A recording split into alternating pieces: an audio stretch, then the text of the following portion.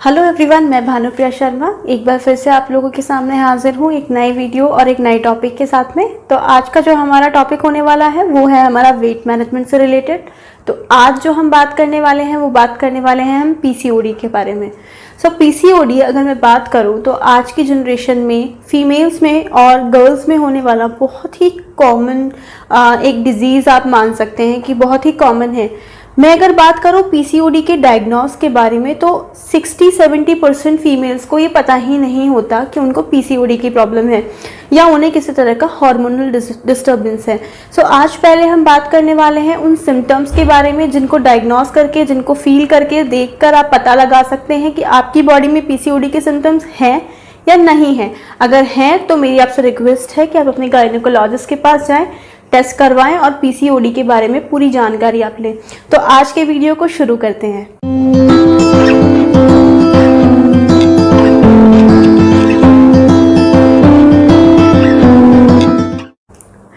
सबसे पहले और कॉमन सिम्टम्स की मैं बात करूँ तो पीसीओडी एक ऐसी कंडीशन है जिसके अंदर अगर मैं लेमन्स लैंग्वेज में अगर मैं आपको समझाऊं तो जो पीसीओडी है हमारी बॉडी में जो थोड़े से अमाउंट में एंड्रोजन्स होते हैं, स्पेशली फीमेल्स की बॉडी में कुछ एंड्रोजन्स होते हैं जो कि मेल हार्मोन्स है जिसे हम टेस्टोस्टेरोन के नाम से भी जानते हैं। वो जो है डोमिनेट होने लगते हैं या आप ये मान लीजिए कि बढ़ने लगते हैं, जिसकी वजह से जो हमारे फेमिनाइन हार्मोन्स हैं, प्रोजेस्टेरोन्स हैं, वो थोड़ा थोड़ा कम होने लगते हैं। उस कंडीशन की वजह से हमारी बॉडी में जो सिम्टम सबसे पहला आपको देखने को मिलता है वो है कि आपको बहुत ज़्यादा एक्सेसिव हेयर ग्रोथ होने लगती है। और जो हेयर ग्रोथ आपको जो देखने को मिलेगी वो एक नॉर्मल फीमेल जैसी हेयर ग्रोथ नहीं होगी।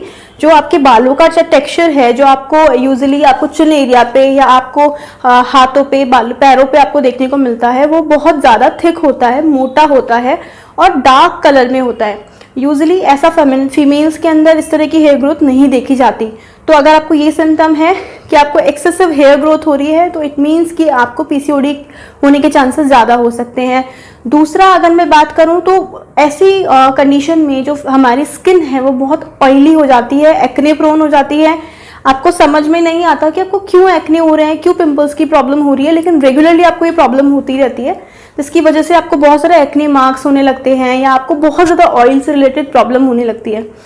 तीसरे सबसे इम्पॉर्टेंट रीज़न की अगर मैं बात करूं तो आपके जो पीरियड्स है वो या तो डिले हो जाते हैं या आते ही नहीं हैं। बहुत से फीमेल्स के अंदर 6 मंथ तक आपके पीरियड्स जो है वो डिले हो जाते हैं। और इसमें मैं थोड़ा सा और कुछ ऐड ऑन करना चाहूँगी। अभी क्लिनिकल रिसर्च में हमें ये भी सामने आया है कि कुछ लोगों में ये जो पीरियड्स है ये डिले ना होके बहुत ही फ्रिक्वेंट होने लगते हैं, मंथ में 2 बार भी हो सकते हैं। और जो पीरियड्स में जो ब्लीड है आपका वो ऑलमोस्ट 7 to 8 डेज तक परसिस्ट कर सकता है। अगर ये सिम्टम है कि आपका जो पीरियड्स है या मेंस्ट्रुअल साइकिल है वो डिस्टर्ब है तो पॉसिबिलिटी है कि आपको पीसीओडी होने के चांसेस है। उसके अलावा अगर आपको कोई क्लिनिकल कंडीशन है, फॉर एग्जाम्पल आपको डायबिटीज़ है या आपको थायराइड है, तो भी पॉसिबिलिटी है कि आपको पीसीओडी हो सकता है। अगर आप ओबेस्ड हैं यानी कि आपका जो वेट है वो आपके बीएमआई से बहुत ज़्यादा है, आपको लगता है कि अगर आपका वेट ज़्यादा है तो पॉसिबिलिटी है इन तीनों कंडीशंस में कि थायराइड जो है, ओबेसिटी जो है, साथ ही में जो डायबिटीज़ है, आपके पीसीओडी होने के चांसेस को बढ़ा देता है।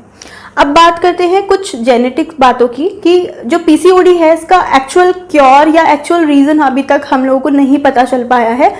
तो बेसिकली देखा गया ये है कि जिन लोगों को जेनेटिक ये प्रॉब्लम होती है उनमें ये प्रॉब्लम होने के चांसेस बहुत ज़्यादा बढ़ जाते हैं। अगर आपकी मदर को या आपकी मदर जो आपके फर्स्ट ब्लड डिग्री रिलेटिव हैं उनको भी ये प्रॉब्लम अगर है तो हो सकता है कि आप में ये चांसेस ज़्यादा हो सकते हैं पीसीओडी होने के। दूसरा जो कॉमनली देखा गया है कि ऐसे लोगों को एपेटाइट क्रेविंग बहुत ज़्यादा होती है। उन लोगों को ना जंक फूड खाने की क्रेविंग ज़्यादा होती है, मीठा खाने की क्रेविंग ज़्यादा होती है। उनका जो स्ट्रेस मैनेजमेंट है वो पुअर हो जाता है, मूड स्विंग्स बहुत ज़्यादा होते हैं। एक ही मिनट में आप गुस्सा भी होते हैं, एक ही मिनट में आप चिड़चिड़े भी हो जाते हैं। अगर आपके साथ ये सारी प्रॉब्लम्स है, पॉसिबिलिटी है, आपको ये देखना है कि 1 से 2 रीज़न आप में होने चाहिए। ऐसा नहीं है कि आपको सिर्फ एक रीज़न है और आप ये सोच रहे हैं कि मुझे पीसीओडी है। दूसरा, या मैं और किसी रीज़न की बात करूं तो पीसीओडी का जो सबसे एक कॉमन रीज़न और देखा गया है, जिन भी लोगों में पीसीओडी की प्रॉब्लम होती है ना उनमें आयरन, विटामिन डी और B12 की डेफिशिएंसी बहुत ज़्यादा देखी गई है। तो ऐसे लोगों में जो पीरियड्स का जो प्री मेंस्ट्रुअल साइकिल जो होते हैं, हमारे पीरियड के जो 7 दिन पहले या 10 दिन पहले का जो समय होता है उस सिचुएशन में उनको बहुत प्रॉब्लम होती है, उनके मूड स्विंग्स बहुत ज़्यादा होने लगते हैं, उनको नींद आने में काफ़ी प्रॉब्लम होती है, मतलब वो प्रॉपर स्लीप नहीं ले पाते, साउंड स्लीप की प्रॉब्लम उन्हें होने लगती है। साथ ही में उस सिचुएशन में उनको बहुत ज़्यादा एब्डोमिनल पेन भी रह सकता है, या जॉइंट पेन, या स्पेशली लेग और लोअर एरिया में, यानी कि आपका लोअर बैक का जो पोर्शन है वो काफ़ी हद तक पेनफुल आपको रिजल्ट दे सकता है। जिन लोगों को माइग्रेन की प्रॉब्लम है, पीरियड्स के कुछ दिन पहले उनको माइग्रेन के ट्रिगर्स भी हो सकते हैं, माइग्रेन के जो है उनको अटैक्स आ सकते हैं, पेन उनको ट्रिगर कर सकता है। सो ये तो बात करी हमने जो सिम्टम्स हमें देखने को मिलते हैं उनकी। अब बात करते हैं कि ये सिम्टम्स ऐसी कौन सी कंडीशंस है जिसकी वजह से ये रीजंस हमें या ये सिम्टम्स हमें अपनी बॉडी में दिखाई देते हैं, और कैसे हम डायग्नोज कर सकते हैं, क्या इसका ट्रीटमेंट है, उसके बारे में आज अब थोड़ी सी बात कर लेते हैं, थोड़ा सा साइंटिफिक जाते हैं। तो बेसिकली जो पीसीओडी है, हमारे ओवरीज पे सिस्ट डेवलप हो जाते हैं जिसके अंदर फ्लूइड बढ़ जाता है। ये जो सिस्ट है ये हमारे जो नेचुरल ओवल्यूशन साइकिल है उसको इम्पैक्ट करते हैं, जिसकी वजह से जो आपका एग है वो मैच्योर नहीं हो पाता और फेलोपियन ट्यूब में नहीं आ पाता। फेलोपियन ट्यूब में ना आने की वजह से आपका जो पीरियड है वो डिले हो जाता है, जिसकी वजह से अगर आपका पीरियड रेगुलर नहीं होगा तो पीसीओडी का जो सबसे बड़ा कॉम्प्लिकेशन होता है वो ये होता है कि या तो आपकी फर्टिलिटी रेट जो है वो बहुत डाउन चली जाती है, या इनफर्टाइल हो जाते हैं, या अगर आप कंसीव करना चाहते हैं तो आपको बहुत ज़्यादा प्रॉब्लम हो सकती है। लेकिन विद मेडिकेशन और मेडिकल ट्रीटमेंट्स और बहुत सारी ऑल्टरनेटिव मेडिसिन की हेल्प से आप इस प्रॉब्लम को क्योर कर सकते हैं और आप रेगुलरली कंसीव भी कर सकते हैं। अब बात करते हैं कि ये जो फॉलिकल्स है ये मैच्योर क्यों नहीं हो पाते, इसका क्या रीज़न है। इसका कोई भी साइंटिफिक रीज़न अभी तक नहीं हमें पता चल पाया है। मेडिकल साइंस भी यही मानता है कि पीसीओडी के जो जीन्स हैं वो हमारी बॉडी में ऑलरेडी होते हैं, या जेनेटिक ये प्रॉब्लम होती है। जैसे ही हमारा कोई लाइफस्टाइल सिंड्रोम, या हम लाइफस्टाइल के एक ऐसे चैप्टर में होते हैं जहाँ पे हम अपनी लाइफस्टाइल पे ध्यान नहीं देते, तो ये चीज़ें जो हैं वो डेवलप होने लगती है, ट्रिगर करने लगती है। पीसीओडी को आप इंसुलिन रेजिस्टेंस से भी रिलेट कर सकते हैं। अगर आपको पीसीओडी है तो इट मीन्स आपका जो शुगर लेवल है वो बढ़ा हुआ रहेगा, या आप ये समझ लीजिए जो आपका इंसुलिन है वो उसके काम करने की जो कैपेसिटी होती है वो कम हो जाती है, जिसकी वजह से आपका जो शुगर लेवल है वो बैलेंस नहीं हो पाता, फ्लक्चुएट करता है। साथ ही में आपका जो वेट है वो गेन होने लगता है। इसीलिए पीसीओडी में काफ़ी लोग ये बात करते हैं कि वेट अगर हम कम कर लेंगे तो आपका पीसीओडी का जो सिम्टम है वो कम हो जाएगा। सो डेफिनेटली आपका जो पीसीओडी है वो वेट कम करने से ठीक होने लगता है, लेकिन इसका कोई साइंटिफिक रिलेवेंस नहीं है कि वेट बढ़ने से आपका पीसीओडी बढ़ेगा, बिकॉज बहुत सारे ऐसे लोग भी देखे गए हैं जिनका वेट रेगुलर होता है या बीएमआई से भी नीचे होता है, लेकिन उनको भी पीसीओडी की प्रॉब्लम होती है। सो अब हमें करना क्या है कि हम पीसीओडी को कैसे ठीक कर सकते हैं, हम उस पर बात करेंगे। सो पीसीओडी के डाइट के बारे में बात करने से पहले मैं कुछ डाइटरी मिथ्स के बारे में आपसे बात करना चाहूँगी जो पीसीओडी को लेके बहुत कॉमनली हमारे डे टू डे लाइफ में प्रचलित है या ट्रेंड हो रहे हैं। सो पहले उन पे बात करते हैं। सो बात करते हैं उन मिथ्स के बारे में। तो जो सबसे कॉमन मिथ हमको पीसीओडी में सुनने को मिलता है वो ये है कि आपको डेयरी प्रोडक्ट्स का जो इस्तेमाल है वो नहीं करना चाहिए अगर आप पीसीओडी के पेशेंट हैं। देखिए, मैं अपने पेशेंट्स को कभी भी ये रिकमेंड नहीं करती हूँ कि आप डेयरी प्रोडक्ट्स का इस्तेमाल ना करें। इसके पीछे का जो लॉजिक है कि हम डेयरी प्रोडक्ट्स का इस्तेमाल ना करें, उसका रीज़न ये है कि डेयरी के कुछ प्रोडक्ट्स, सब नहीं, मैं इनको दो कैटेगरीज में डिवाइड करूंगी, टाइप 1 और टाइप 2 में। तो जो टाइप 2 हमारे डेयरी के प्रोडक्ट्स है जिसमें हम लोग बात करते हैं जो वो सारी चीज़ें आती है जो मैन मेड होती है। फॉर एग्जाम्पल, जैसे कि मैंने आइसक्रीम्स की बात करी, वो भी डेयरी प्रोडक्ट्स का पार्ट है। या मैंने आपसे बात करूँ कि कुछ फ्रीज्ड जो हम खाते हैं, बेकरी प्रोडक्ट्स जो हम खाते हैं, वो सब डेयरी का ही पार्ट होते हैं। उनका इस्तेमाल हमें रेगुलेट करना चाहिए या इनफैक्ट नहीं करना चाहिए, क्योंकि पीसीओडी है जो इंसुलिन रेजिस्टेंस की वजह से होने वाली बीमारी भी आप बोल सकते हैं। बेसिकली जब आप इंसुलिन रेजिस्टेंट हो जाते हैं तो आपकी बॉडी में शुगर का जो मेटाबॉलिज्म है वो ऑलरेडी वीक हो चुका है। अब इस कंडीशन के अंदर आपका जो ऑटो इम्यून है वो भी आपका बहुत अच्छे से हेल्प नहीं कर पाता, और उस कंडीशन में क्या होता है कि आप कोई भी जो डेयरी प्रोडक्ट इस तरह का खाते हैं वो आपको शुगर भी देता है, तो आपका वेट भी उससे बढ़ता है। साथ ही में ये किसी भी तरह के इन्फेक्शन के लिए आपको प्रोन बना देता है। तो जिन लोगों में पीसीओडी होता है उनको इन्फेक्शन भी बहुत फास्ट होने लगते हैं, जैसे यूटीआई इन्फेक्शन हो गया, यीस्ट इन्फेक्शन हो गया। तो और ये कंडीशन को कंट्रोल करने के लिए काफ़ी सारे जो लोग हैं वो ये बोलते हैं कि आप डाइटरी प्रोडक्ट्स मतलब डेयरी प्रोडक्ट्स जो हैं वो आप इस्तेमाल ना करें। लेकिन मैं अगर टाइप 2 डेयरी प्रोडक्ट्स की बात करूँ तो विटामिन डी हमारे लिए बहुत इंपॉर्टेंट है, जो हमें मिल्क से मिलता है। और पीसीओडी जैसी कंडीशन में विटामिन डी हमारा बहुत ही कम हो जाता है, या आप डेफिशिएंट साइड पे होते हैं या इनसफिशिएंट होने लगता है, तो आपको विटामिन डी की रिक्वायरमेंट बढ़ जाती है। तो आप कौन सा डेयरी प्रोडक्ट्स खा सकते हैं, उनमें है आप डेफिनेटली मिल्क खा सकते हैं, पी सकते हैं, साथ ही में आप दही ले सकते हैं। उसके अलावा आप पनीर ले सकते हैं। पनीर के अलावा आप रसगुल्ला जो होता है हमारा, उसको निचोड़कर आप उसका रस अलग करके वो भी खा सकते हैं, बिकॉज वो छेने का फॉर्म है, वो आपको बहुत अच्छा प्रोटीन भी देता है, साथ ही आपकी डाइजेशन को भी इम्प्रूव करता है। उसके अलावा जो गाय का जो घी है वो पीसीओडी को बैलेंस करने में हेल्प करता है, बिकॉज पीसीओडी को हम नेचुरोपैथी में वात का रोग मानते हैं, और वात को बैलेंस करने के लिए आपको अंतःस्नेहन करना जरूरी है। उसके लिए आपको एसेंशियल फैट खाना जरूरी है। उसके लिए इंपॉर्टेंट है जो आप घी खा रहे हैं या जो तेल खा रहे हैं या किसी भी तरह का जो एसेंशियल फैट जैसे हम अलसी खाते हैं, ये अच्छी क्वालिटी की हो। प्लस जो है इसका लिमिट आपको डिसाइड करना है। ऐसा नहीं कि आप बहुत ज़्यादा खा रहे हैं या बहुत कम खा रहे हैं। तो अगर आप अपनी डाइट में थोड़ा घी ऐड करते हैं, गाय का देसी घी, तो वो आपको हेल्प करेगा, आप वो बिल्कुल ले सकते हैं।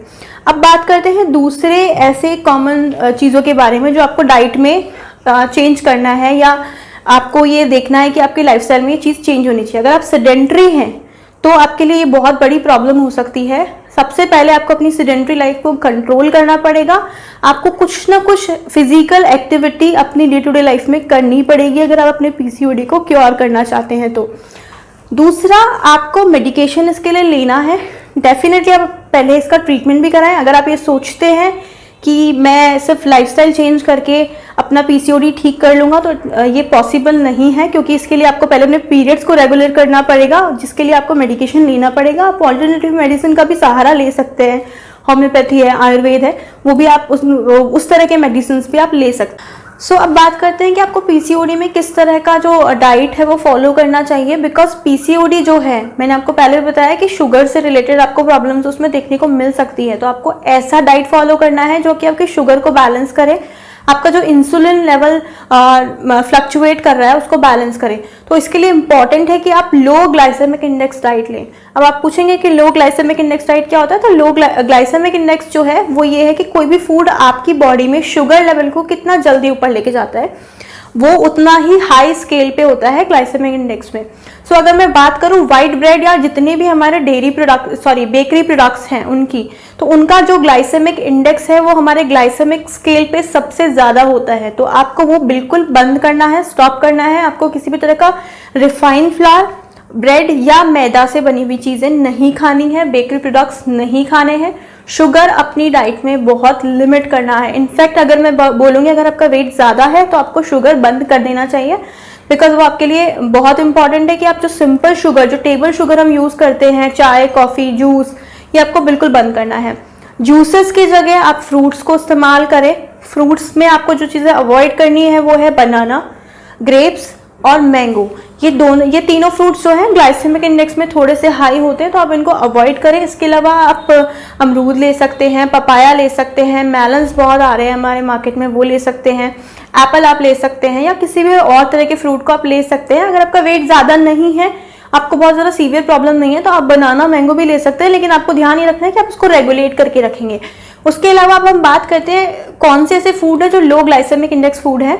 आप जितने भी हमारी होल ग्रेन्स हैं आप वो खाएं। दालें जो खा रहे हैं आपको ध्यान रखना है कि आप उसको हंस के साथ खाएं, छिलके वाली दाल आप ज़्यादा खाएं।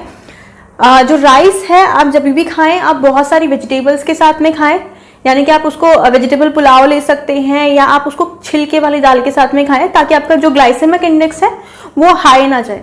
सो मैं बिल्कुल नहीं बोलूँगी आपको कि आप ब्राउन राइस खाइए या वाइट राइस छोड़ दीजिए या राइस ही मत खाइए। आप बिल्कुल खाइए, लेकिन आप उसको फाइबर के साथ में खाइए। आपको हाई फाइबर फूड ज़्यादा खाने हैं। फ्लावर्स में आप रागी ऐड कर सकते हो, बार्ले खा सकते हो, या आप ज्वार ले सकते हो, या मल्टीग्रेन भी आप ले सकते हो, जिसमें चना वगैरह हम सब मिक्स करके एक फ्लावर बना लेते हैं, उसका चपाती बना के आप ले सकते हैं। अब बात करते हैं वेजिटेबल्स की, क्योंकि वेजिटेबल्स में भी हमें किसी तरह की चीज़ों पे रिस्ट्रिक्शन रखना चाहिए, बिल्कुल नहीं। आप किसी भी तरह की कोई भी वेजिटेबल्स खा सकते हैं, जितना हो। आपको ध्यान ये रखना है कि आप रॉ वेजिटेबल्स का जितना इस्तेमाल करेंगे उतना आपके लिए अच्छा रहेगा। डिटॉक्स वाटर आपको अपनी डाइट में ऐड करना है, कोई सा भी डिटॉक्स वाटर आप पी सकते हैं। आपको ध्यान ये रखना है कि आप जो भी डाइट खा रहे हैं, आपके मील जो है वो स्मॉल यानी कि छोटे होने चाहिए, पोर्शन में कम होने चाहिए, लेकिन फ्रिक्वेंट होनी चाहिए, ताकि आपका जो शुगर लेवल है वो बैलेंस रहे। हर 2 घंटे पे आप खाएं, जस्ट लाइक अ डायबिटिक पेशेंट आपको हर 2 घंटे पे खाना है, ताकि आपका जो शुगर लेवल है वो बैलेंस रहे और आपका वेट जो है वो कम होना शुरू हो।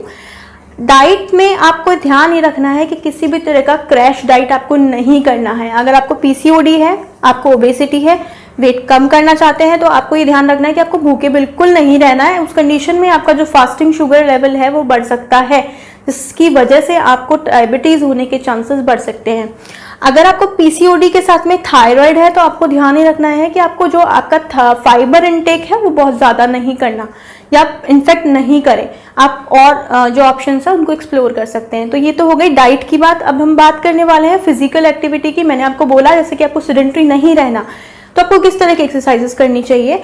आपको जो है, आपको ध्यान ये रखना है कि जो भी आप एक्सरसाइज कर रहे हैं उसमें आपकी जो कार्डियक लेवल है, कार्डियक हार्ट रेट है, वो ऊपर जानी चाहिए। तो आपको कार्डियो एक्सरसाइजेस ज़्यादा करनी चाहिए। अगर आप कुछ नहीं कर सकते तो सिर्फ आप वॉक कीजिए, ब्रिस्क वॉक करना है आपको। 1 से 2 किलोमीटर आप डेली ब्रिस्क वॉक करिए, आपको काफ़ी हेल्प होगा अपने पीसीओडी को कंट्रोल करने में। देखिए, पीसीओडी जो है या किसी भी तरह का हार्मोनल जो डिसबैलेंस है हमारी बॉडी में, वो स्ट्रेस की वजह से होता है। तो जब तक आप अपने स्ट्रेस को मैनेज नहीं करेंगे, आपका पीसीओडी क्योर नहीं होगा। अब आप बोलेंगे मैं स्ट्रेस नहीं लेती हूँ या मैं बहुत छोटी हूँ, मुझे किस तरह का स्ट्रेस। देखिए, अगर आप रात को बहुत लेट तक जागते हैं तो भी आपकी बॉडी को यही लगता है कि आप स्ट्रेस में हैं। देखिए, हमारे ब्रेन को नहीं पता कि हम अच्छी चीज़ें सोच रहे हैं या हम बुरी चीज़ें सोच रहे हैं। हमारा ब्रेन सिर्फ ये चीज़ सोचता है कि हम सोच रहे हैं। लेट नाइट अगर आप बहुत ज़्यादा सोचते हैं या आप लेट नाइट ज़्यादा देर तक जागते हैं, तो आपकी कंडीशन ये होती है कि आपकी बॉडी को लगता है कि आपकी बॉडी जो है वो स्ट्रेस में है। आपका ब्रेन आपकी बॉडी के अंदर कुछ ऐसे हार्मोन्स रिलीज करता है जिसकी वजह से आपकी जो क्रेविंग है, फूड क्रेविंग है, वो बढ़ने लगती है। स्नैकर टेंडेंसी हो जाती है, आपको जंक फूड खाने का मन करता है। तो प्लीज़ टाइम से सोए, आप टाइम से सोने की हैबिट डालें। अगर आपको नींद आने में प्रॉब्लम होती है तो आप मेडिटेशन का सहारा ले सकते हैं। आप मेडिटेट करिए रात में, वो आपको काफ़ी हेल्प करेगा आपको नींद आने में, जो भी प्रॉब्लम्स हैं वो ठीक करने में। साथ ही अगर आपको चाहिए कि आपको एक मेडिटेशन चाहिए जिससे आपको अच्छे से नींद आ सके या कुछ है, तो आप हमें कमेंट बॉक्स में बताएं, हम उसके लिए वीडियो बना देंगे। और साथ में आपको ये भी करना है कि आप अर्ली मॉर्निंग उठने की अपनी हैबिट डालें। अब बात करते हैं थोड़ा सा प्रकृति की तरफ जाते हुए। सो देखिए, हमारी जो फीमेल्स की प्रकृति होती है वो होती है चंद्र प्रकृति। चंद्र प्रकृति का मतलब है कि हमारी जो बॉडी है वो चंद्रमा से कनेक्ट होती है। सो अगर आपको पीसीओडी को बैलेंस करना है तो आपको एक वाइट बॉटल लेनी है ग्लास की, उसमें पानी भरना है और उसको पूरी रात चार्ज करना है। जो हमारी मून लाइट होती है उसके अंदर आप कॉपर वेसल भी ले सकते हैं, कॉपर वेसल में भी आप डाल सकते हैं तांबे के बर्तन में, और उसको पूरी रात आपको चांद की रोशनी में रखना है और आपको सुबह वो कंज्यूम करना है। आप ऐसा करें। फुल मून के दिन आपको ध्यान रखना है कि आप जब भी हमारा पूर्णिमा का दिन होता है या कुछ भी होता है तो आपको एटलीस्ट चांद की रोशनी में आपने जाना है, ताकि आपकी जो चंद्र प्रकृति है वो बैलेंस होने लगे। जैसे ही आपकी चंद्र प्रकृति बैलेंस होती है, आपको पीरियड से रिलेटेड या हार्मोन से रिलेटेड जो फीमेल हार्मोन्स होते हैं हमारे, उससे रिलेटेड सारी प्रॉब्लम्स धीरे धीरे ठीक होने लगती है। सो आपके लिए बहुत ज़रूरी है कि आप ये ध्यान दें।